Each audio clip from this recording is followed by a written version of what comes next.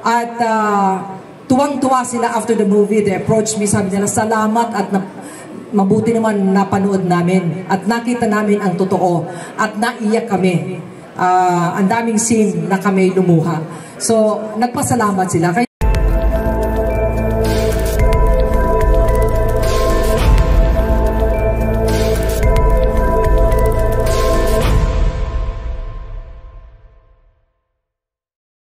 Ano po yung naging process nyo for the selection ng mga, kung ano yung sasabihin nyo po sa within your lifespan and na itatransform dito sa movie?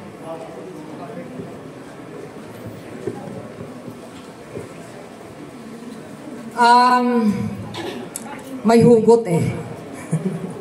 Siyempre, pag pinikwento mo yung buhay mo, ikikwento mo yung totoo. That is why it is the untold story.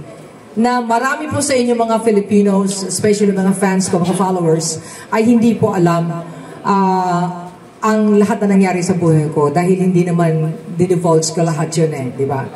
So, especially yung participation ng buhay ng Imelda Papin sa Marcos family.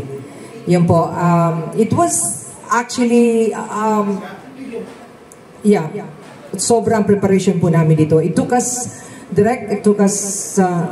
almost a year para matapos po ito. Dahil talagang ang gusto ng director namin, yung totoo ay dapat lumabas.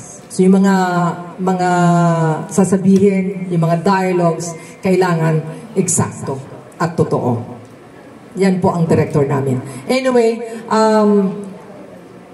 gusto ko ipakilala po sa inyong lahat ang aming director na sikat ngayon, Director Gabby Ramos.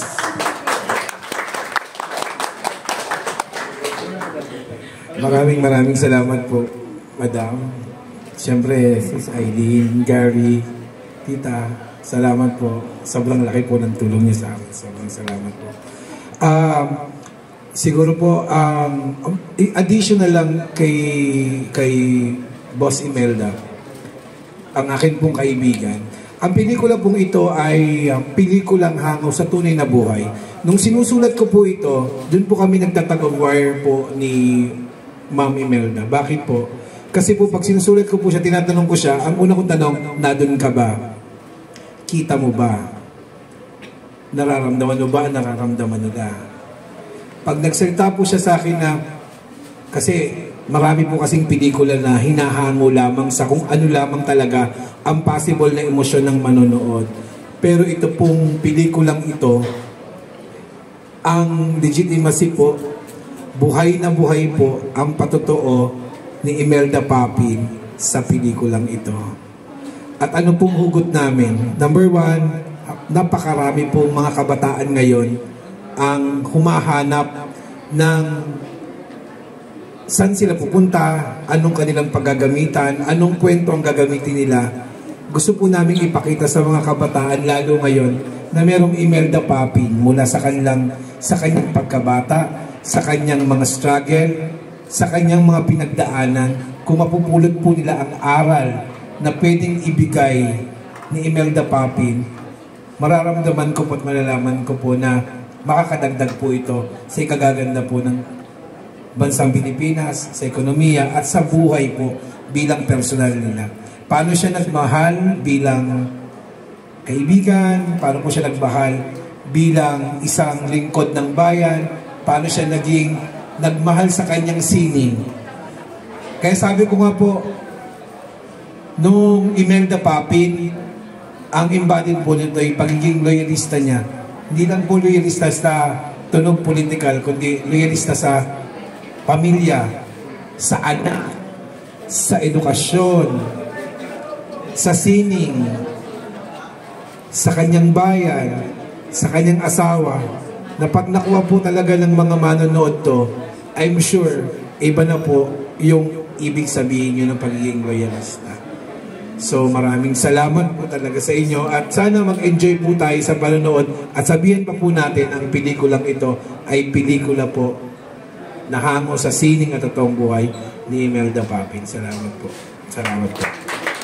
Ano gusto mo iparating sa mga anti-Marcos na most probably hindi nila magustuhan o magre-react sa mga Pilipino? Actually po, gusto ko pong ikwento sa inyo. When we went to Bicol, sa Camarines Sur, kung saan po ako ng Vice Governor, I was a little bit scared. Kasi siyempre, di ba, kumbaga, ang support nila ay doon sa kababayan namin.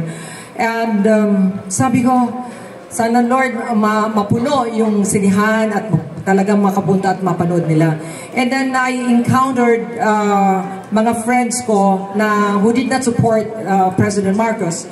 And but they were there because of me. So they watched the movie at tuwang-tuwa sila after the movie. They approached me, sabi nila, salamat at mabuti naman napanood namin at nakita namin ang totoo at naiyak kami. Ang daming scene na kami lumuha. So, nagpasalamat sila. Kaya, doon po sa mga, this is not politika. Hindi po ito, we did not do this to create division or mag-away-away ang Filipinos. No. Ito po ay buhay ni Imelda Papin. Gusto ko pong ilabas dito kung paano tayo maging loyal sa Diyos. Maging loyal sa sarili natin, maging loyal sa ating pamilya, sa ating kaibigan, lalo na paglugmok ang isang kaibigan, kung paano mo siya yayakapin. Yun po ang ginawa ng Imelda Papin. Kung paano mahalin ang isang pamilya. Ano po? So, ito po yun. Kaya doon sa mga anti-Marcos, sa question ni Gorgie, sila po, ang dami po nila na gusto manood. Dahil mga tagahanga ko rin po sila. Part po sila ng success ng Imelda Papin. Kaya sabi nila, mabuti na lang Imelda Papin, The Untold Story. Natuwa sila ngayon dahil parang nami-misinterpret yung loyalista. Hindi po, ang loyalistang word ay para sa atin po lahat yun. Nagkataon lang na parang nagamit nga ng Marcos group yon, yung loyalista, kagaya po namin. Pero ito po ay para sa atin lahat ng mga Filipinos. Kaya napasalamat naman ako dahil kayo pong lahat, lalo nang nasa media, kayo ang tumutulong sa akin. Una ang Diyos Media, na hindi niyo ako pinabayaan until now. I've been in show business for 46 years now. At nandiyan pa rin kayo. Hindi ko yung nagbabago. Saludo po ako sa inyong lahat. Si Manny Aster is helping me para may promote po ito. Maraming salamat si Obet Serrano and Joey Sarmiento. At po kayong lahat ng mga kaibigan namin sa media, kahit yung mga baguhan lang, mga vloggers who are present here. Maraming salamat. And spread the news that this is a good movie for the Filipino people. Nandito ang PTV4, salamat, Bien, salamat. At marami, lahat ng mga stars na narito. Si Eugene Asis, thank you. Nilagay mo ako sa front page. Maraming salamat sa People's Journal. Salamat po.